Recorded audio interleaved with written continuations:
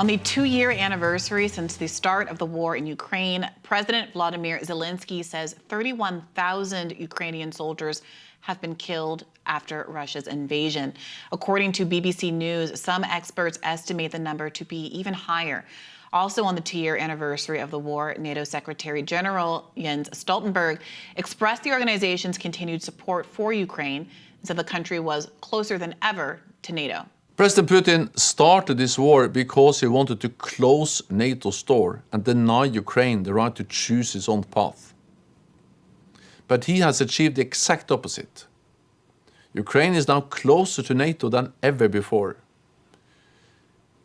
We are helping to make our forces more and more interoperable with allies. We will open a new joint analysis, training and education center in Poland together. And we are deepening our political ties through the NATO-Ukraine Council, where we consult and make decisions together.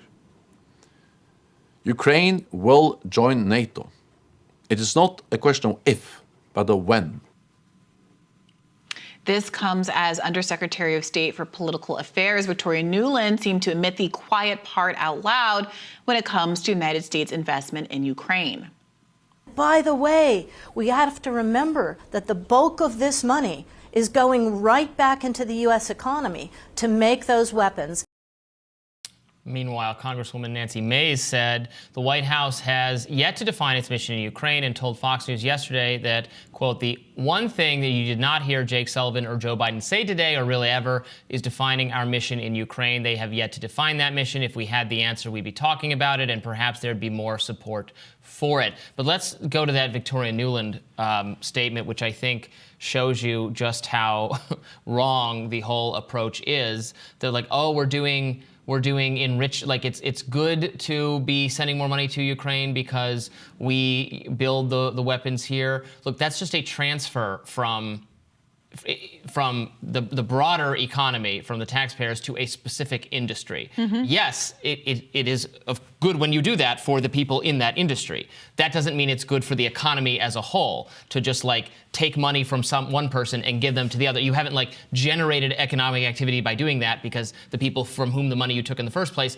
would have used that to, you know, buy groceries or maybe invest or build a new building. Like, they're going to use it for economic activity. So just because you force people to give money to another group doesn't help the economy overall. It certainly helps the defense industry, which is what we worry about in this whole thing, that so much of our foreign policy is guided by and influenced by people who specifically benefit from the kind of interventionist foreign policy that so many of us worry is actually damaging to our national security. Yeah, there's something very perverse about being politically opposed to any kind of redistributional politics that's supposed to target the poor, or to say fund infrastructure projects that broadly benefit all Americans, but to say it's good when we spend billions of dollars if some of it trickles down to the defense industry. This is exactly the kind of cyclical involvement of the military-industrial complex that we were so prophetically warned about 60, 70 years ago.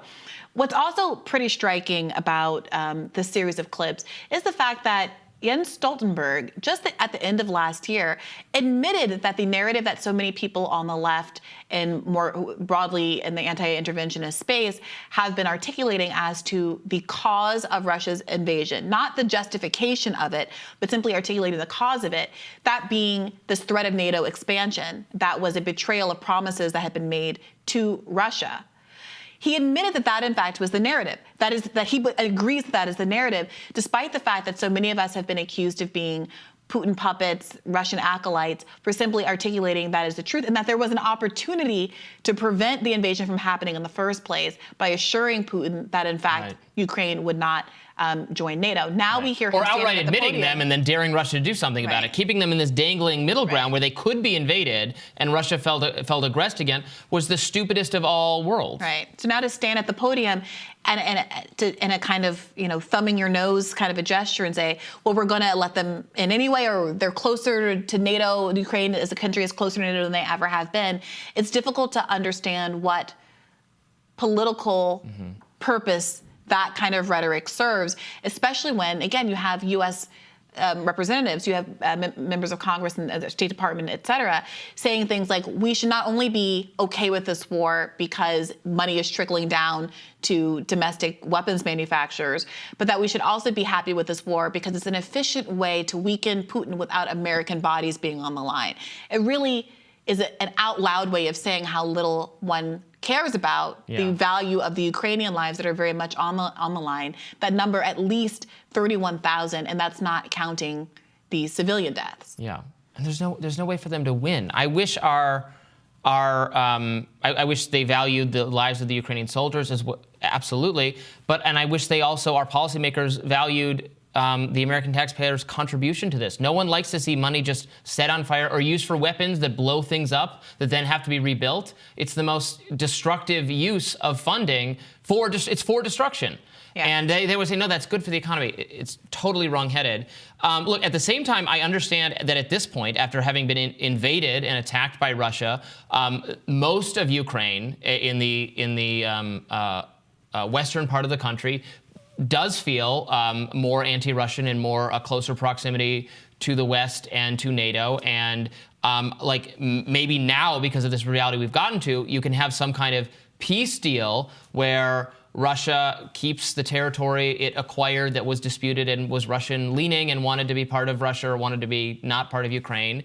And then the rest of the country has a justification, an agreement with Russia that it's not going to get invaded again, either because it has that agreement in place or because it does join NATO.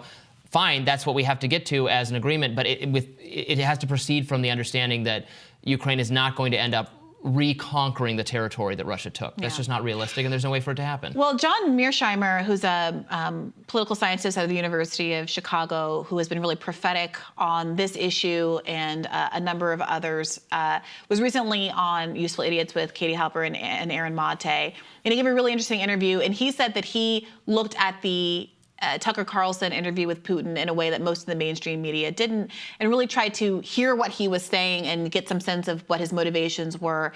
Obviously, the Western press has been reporting the idea that Putin has a desire to conquer all of Europe, that there's a kind of a westward march that knows no end. And he made a very different kind of argument, saying that both kind of based on what he's saying and also strategically, there's very little evidence of that. Partly because the level of resistance that you get from occupying a country where there are Russian speakers, people who are sympathetic to you and your national identity, versus trying to take a city like Kyiv and holding a city like Kyiv where there's going to be sustained active resistance for a number of reasons, are two very different projects. And as much as Ukraine is struggling to resist Russia, Russia also knows that it has its own limits, and there's a trade-off in how much it wants to invest in pursuing and continuing this continued conflict.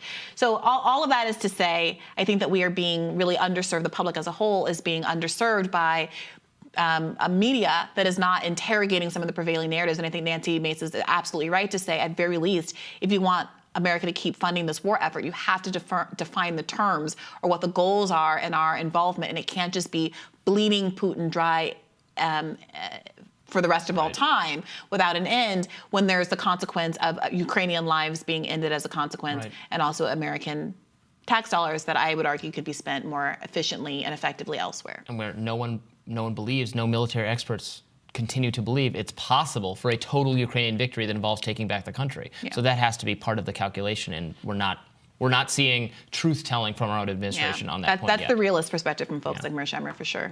More Rising right after this.